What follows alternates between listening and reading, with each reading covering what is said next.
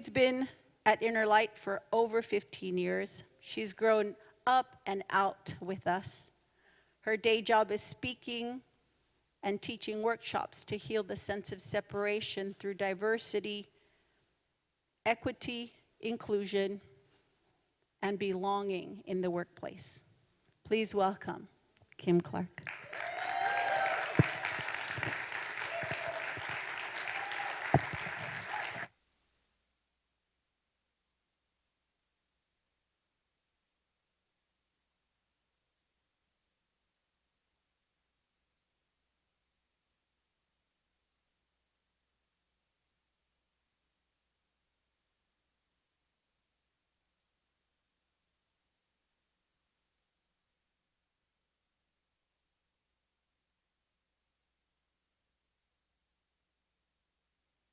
Hey, check. Hello? Hello. Hi. Okay, hi. Welcome, newcomers. Welcome, welcome, welcome. It's so awesome to have you here. Hello to the balcony. Just want you to know I see you, even though you're trying to maybe hide. I'm not sure, but it's awesome that you're here. So the theme this month is appreciation. Can you think of one or two things you might be appreciating? Can you think of one or two things that you cannot really appreciate right now? Leading into Thanksgiving. God, a couple weeks, right? A couple weeks, week and a half or so. My topic today is thank you, next. Now, that is the title of an Ariana Grande song. I am not necessarily claiming to be an Ariana Grande fan, but I really like the vibe of that song. Because in that song, she basically talks about relationships. Like, this guy taught me this. Thank you. Next. This guy taught me that. Thank you. Next. I'm grateful for my ex is part of the I'm not going to sing it, so don't worry. Don't worry, you're not in danger. Even though I am at Ariana Grande's level. But I don't want to show off or anything. But in that song, she just goes through this progression of just basically thanking her exes, for the lessons that those relationships and those people in her life along her journey have taught her. By the end of the song, she's like, look at what I have found, and it's herself. She is grateful for being in a relationship and learning the lessons to be with herself. And I didn't realize it until we were prepping this morning that the reading this morning is by the author. There are different quotes from the author of the book, Codependent No More. And if you look at what I just said about Ariana Grande's song, there's some codependency in there on circumstances and partners, right? And then she's come back to herself and, her source. And then these quotes from Codependent No More. There's codependency in both of my things today. I'm not quite sure what that's about. I wouldn't know anything about that. It's probably new to you too.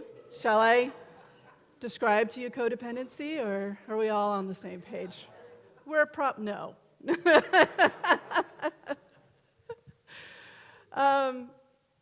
So as I was thinking about this topic, a funny story my mom told me when I was a kid came to mind. And it's about when my parents were together when I was a kid, say my dad would be sick, and he'd want a lot and need a lot of attention. Like, can you get me this? And I'm going to sit on the couch and need a lot of attention to help him get through the illness. And my mom, hello? Hi, Mom. She's live streaming, so hey. Were you saying hi? Yeah, okay. All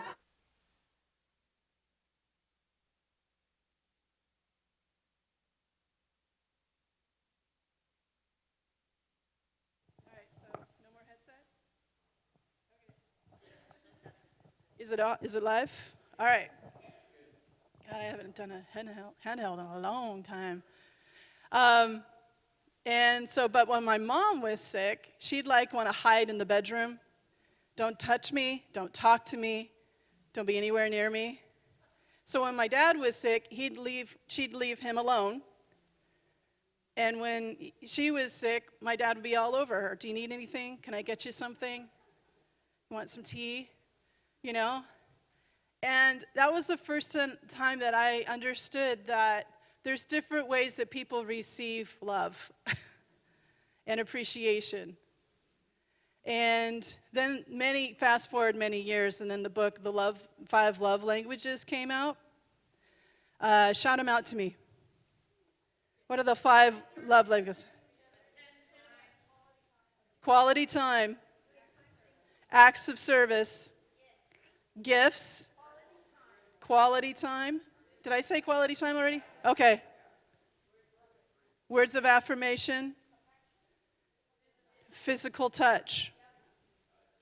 Okay, those are the 5 love languages. And what that book was talking about was these are the ways that categorically people feel love, like receive and feel love. It might be through words of affirmation, saying, Naomi, you did an amazing job when you did X, Y, and Z. Thank you for that. And you could feel like, you noticed. Right on. Thank you.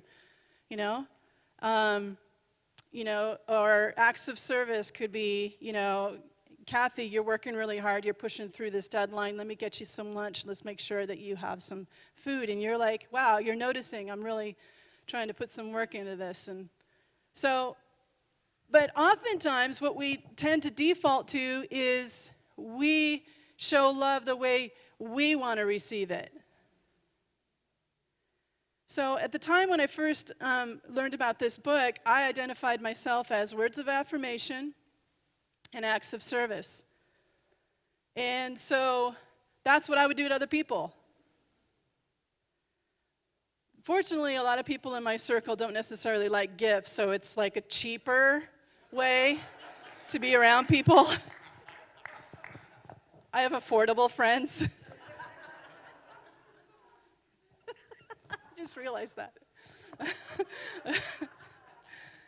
So, but with that, when you come to that place of understanding the discernment, like I need to pay attention to how you receive love and how you feel appreciated. And then I take this into the workplace too, because most companies, in order to show appreciation to employees, what do? It's gifts. Either it's money or it's stuff, right? But guess what is the lowest percentage out of the 5 love languages that people fall into? Gifts. So as a people manager, I always ask my team, how do you feel valued? How can I show you how much I appreciate who you are and what you do? And it's a learning curve for me because I may not be great at all of them, right? But words of affirmation I've got down. And I like to do things for people. And they might be saying, leave me alone, because I'm doing mine on them, right? So, but that got me thinking as I was thinking through this topic. Okay, so if there are ways that we are receiving love that may be unique to us, a combo of whatever of the 5 love languages, and I'm sure there's more. Are there things in my life that have been trying to show me love and I haven't been receiving it? Now, Rev D would argue everything in your life is trying to show you love. Everything. All of it. So I kind of gave myself a little bit of a challenge. I'm going to reread the last paragraph of the reading today for our friends on live stream and Facebook and YouTube. And then I'm just going to kind of test this theory out and see what I learned from it. So the last paragraph starts with, gratitude unlocks the fullness of life. It turns what we have into enough. I could just, right there. Gratitude unlocks the fullness of life. It turns what we have into enough and more. It turns denial into acceptance, chaos into order, confusion to clarity. It can turn a meal into a feast, a house into a home, a stranger into a friend. It turns problems into gifts, failures into successes, the unexpected into perfect timing. How did that? I can't make this stuff up. And mistakes into important events. Anyone go through any kind of a failure?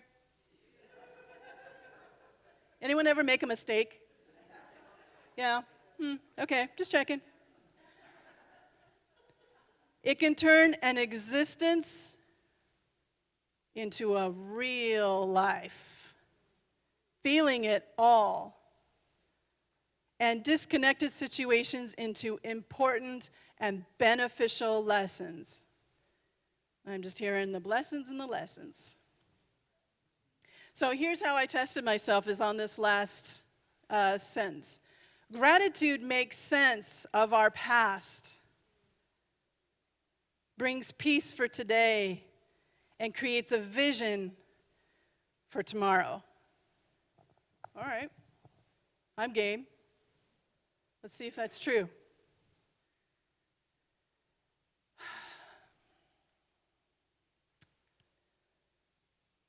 So at 16, my sister dies unexpectedly. She's 12 and it's her birthday at my grandparents' house. My mom and my little sister are there. They witness it. It happened in a swimming pool. She was electrocuted. How can I be grateful for that? She was a kid. Remember in the reading it said gratitude is not denial.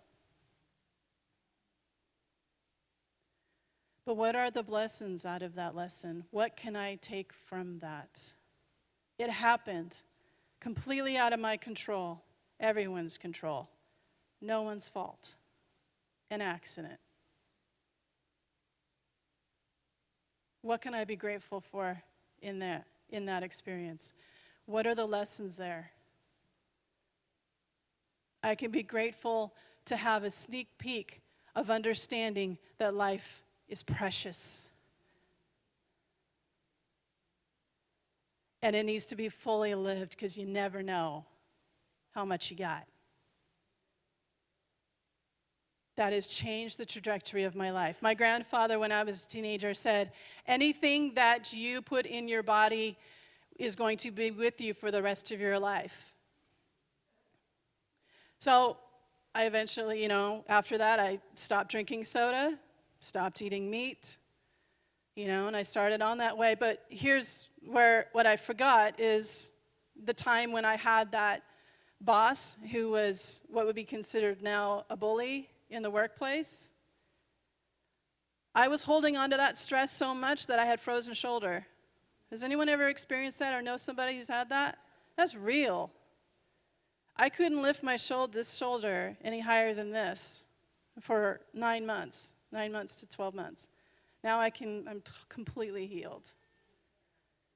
But it was the stress, I believe, of that time that I was holding in my body. So whether it was, the food I eat or whatever, he meant bigger picture, whatever you put into your body will stay with you for the rest of your life. That invited me to allow things to flow through. What about the time that I was with my boyfriend for 7 years, and then I fell for my female roommate, and then I freaked out thought God didn't love me anymore. I was raised as a conservative Christian and thought maybe Earth would be better without people like me. So I went back to him. And then I realized, well, just like what the cover of Time said from Ellen DeGeneres, yep, I'm gay.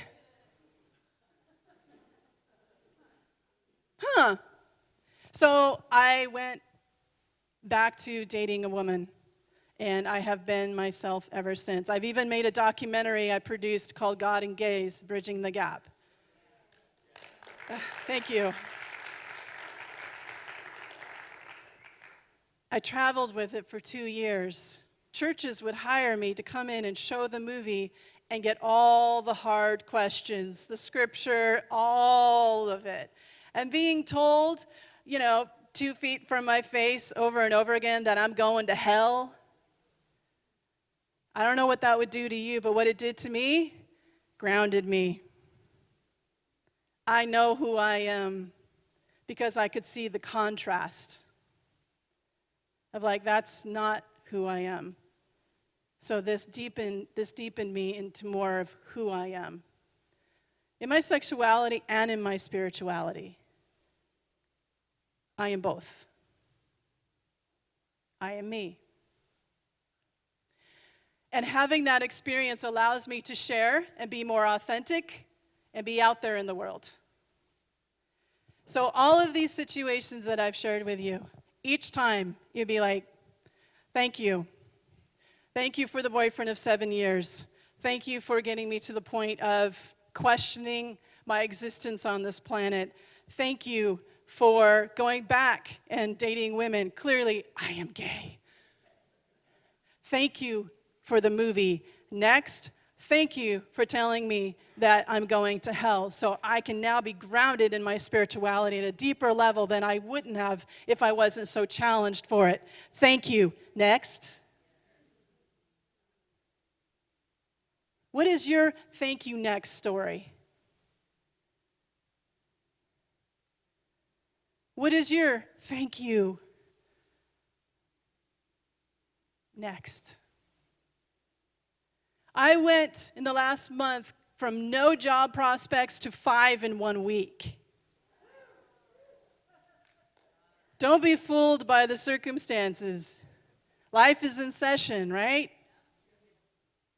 Now the majority, so I can say thank you. Next. And most of those are offering a salary I was making 5 years ago. So thank you. Next. Thank you, but no thank you. Next. Calling number 87. For whatever reason, I'm in this situation at this point in my life, and it's making me rethink how I want to do my career.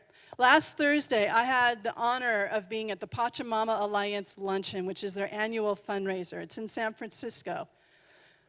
Reverend Deborah is on the board of this Pachamama Alliance, and if you haven't learned about it, I highly recommend it. It is life-changing work that they are doing, working with people in the indigenous cultures and the villages in Ecuador particularly. Ecuador is a country that has the Amazon in it, right? It borders Peru, and in their constitution, it has the rights of nature. Can we show some love to Ecuador for the rights of nature in their constitution? We may have 1 or 2 things to learn from them. There are people in those villages who get up in the morning not just thinking about themselves, their children, their existence, they're thinking of us and the whole frickin' world. They are doing really hard work for us, people they don't even know. And I was so moved that I thought, after hearing these folks from their villages come up and speak in their native language, And I just went, thank you. What's next for me? And it's helping me shape where I want to go next and what my life needs to involve now. It's shaping me. It's changing me. We're in a climate emergency. I had a workshop all day in San Francisco the following day, and I found a way to work that message into the content. It was about change management. I could figure out a way to get that in there.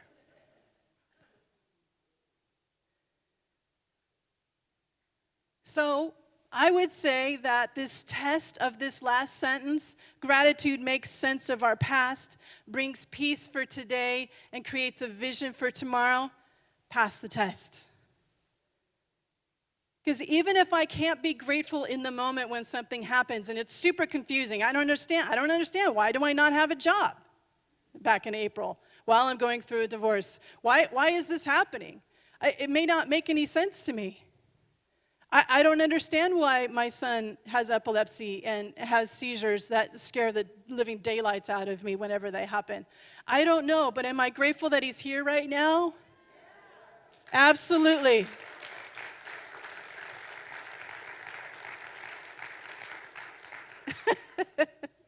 He's all shy.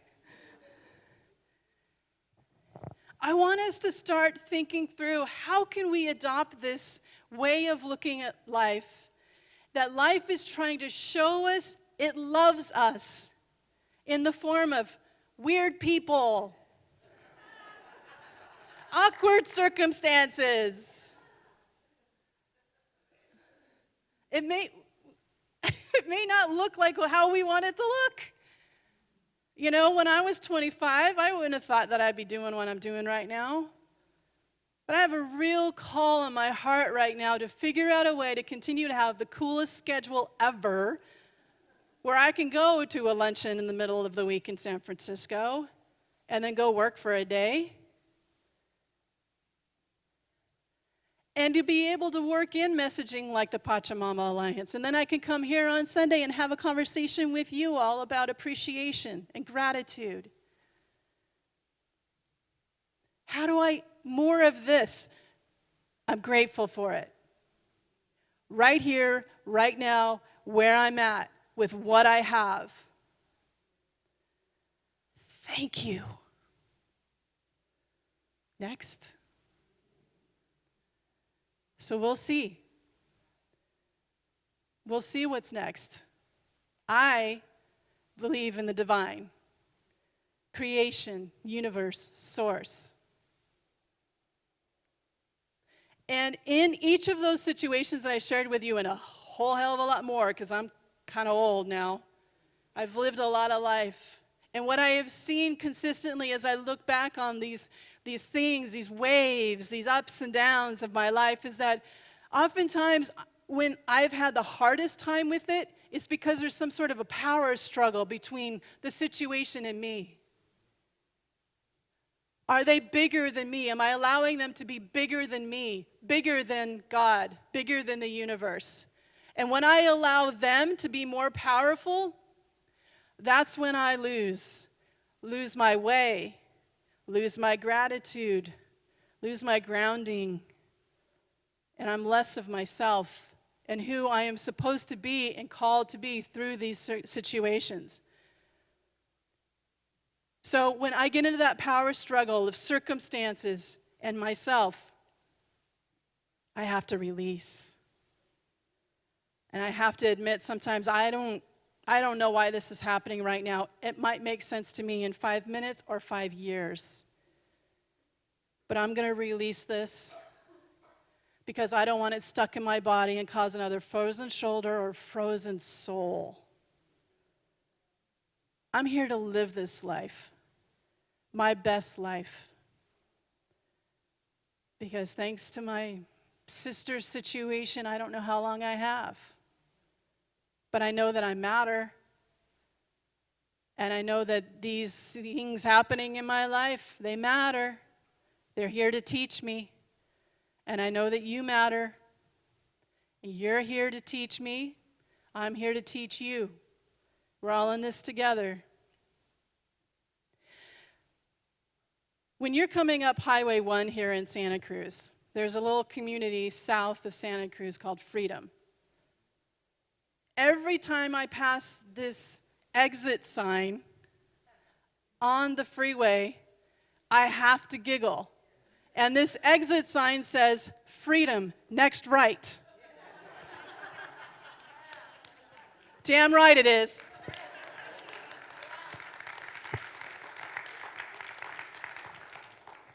It's a choice away.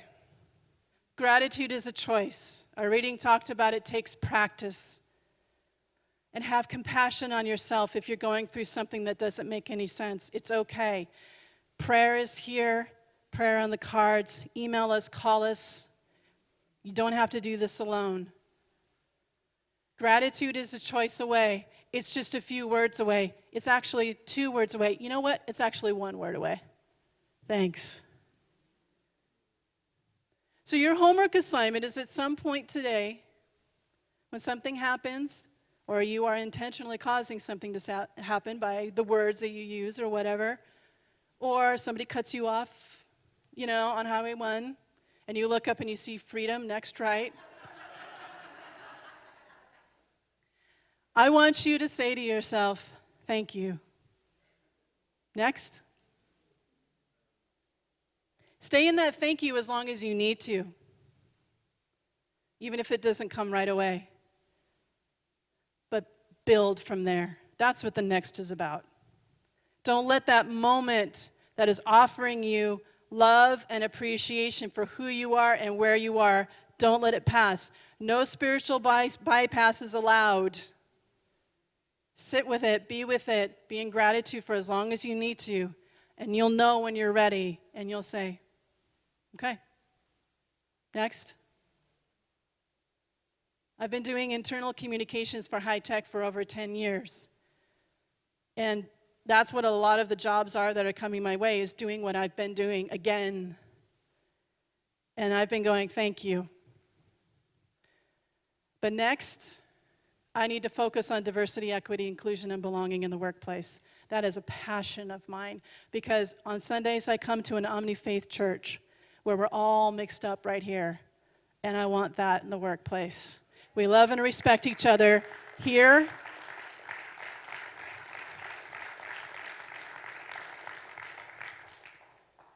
So that's my lane. That's how I take this consciousness and multiply it. So what's your lane? What's your role? What has life been teaching you and showing you how much it loves you to teach you through the drama, through the challenges and the weird people and the awkward circumstances, to teach you, to get you ready for a moment like this, in a time of history that has needed more adults and spiritually mature people ever on this planet. We are here for such a time as this.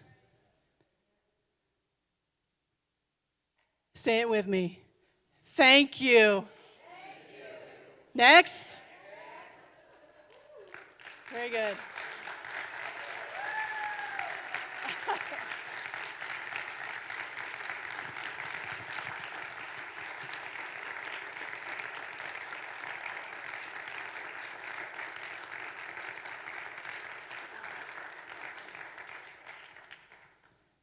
Thank you. Next, I'm going to bring up Christy Newstrom and Alan Santos. This is a little special gift from us to you. Christy, you're familiar with. She's my girlfriend. And she's in the choir. She doesn't normally dress in all black on Sundays. And she has taught me the value of chant as a form of prayer. So I grew up conservative Christian, right? And so prayer, and she's just like, prayer scares me. And I'm like, chant scares me. This is great.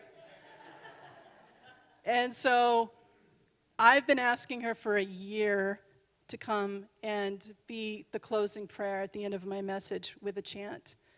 And she has said yes.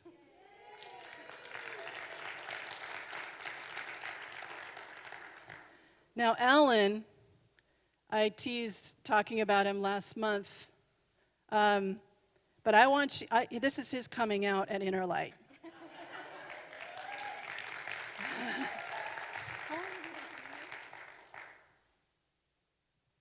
7 months. Alan's been at Inner Light for 7 months. And it's a circuitous way that we've run into Alan and roped him in. And he's come faithfully. And he is a professional musician. As you can see, he plays the bass.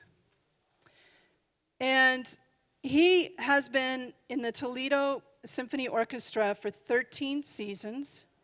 Was part of, it gets better. And part of the acclaimed chamber orchestra, City Music Cleveland. So he reigns from Ohio. He has given recitals around the U.S. and has taught at Eastern Michigan University. He has shared the stage with greats such as Tito Puente, Hilary Hahn, James Taylor, Yo-Yo Ma, and Pavarotti.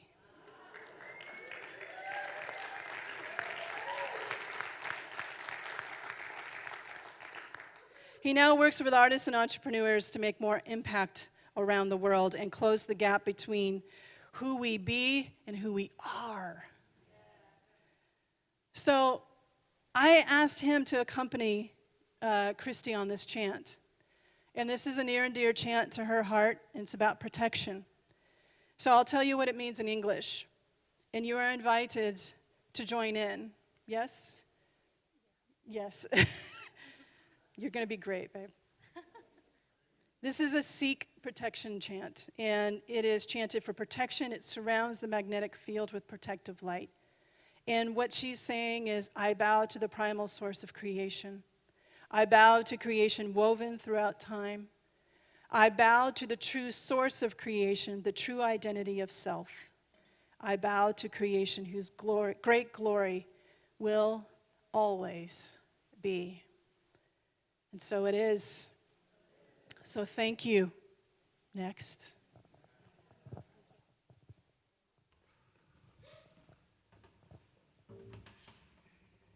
I invite you guys to close your eyes, drop down in. Alan's going to start by playing the bass. Just feel the music in your body.